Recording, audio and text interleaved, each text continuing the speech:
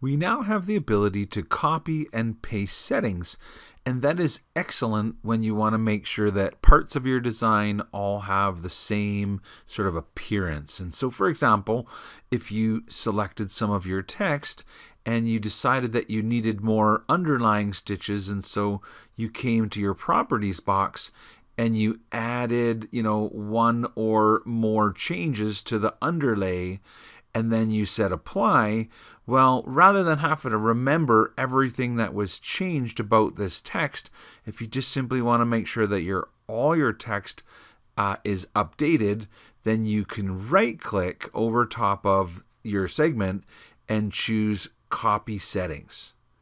And then you can select any sort of similar style of embroidery, any other text, for example, and right-click and choose Paste Settings. And so it's kind of as easy as that. You can select on, any different ones, can hold down Control, select on more than one at a time, right-click and say Paste Settings. And so that is how you can ensure that all of your text have the same sort of underlying stitches or whatever settings you may have selected.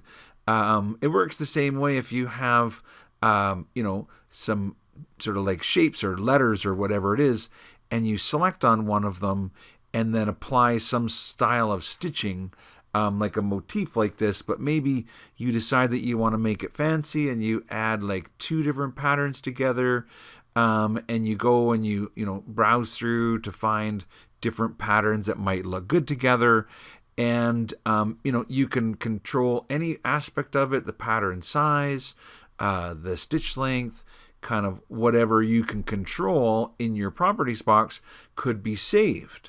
Now, if I right click and say Copy Settings, then here what I have is one shape that's a fill and another shape that's an artwork.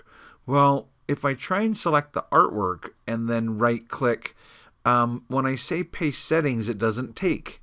And that is because it needs to be a fill for you to be able to paste the fill settings. It needs to know, in other words, if you want it to work, you'll need to click on the, Motif Fill tool, and then you could right click and tell it to paste those settings, but it won't change the kind of shape that it is, I guess is the point. And so really any kind of fill, so if I select on the C, even if it's just like a standard fill or anything, as long as it's an embroidery fill stitch, so really any of the ones from this whole section here would be considered a fill, then you could right click and kind of paste in those settings. And so if it is like artwork you're starting with, it's not that big a deal. Just click on Fill and then right click and then choose Paste Settings. And so the cool thing is you can make sure that parts of your design have exactly the same settings. And so once again, whatever you select,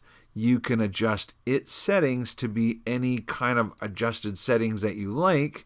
And then you right click and say Copy Settings. And so it's kind of like there's one imaginary clipboard and you can put whatever you want on it, but whatever's currently on it you can then paste.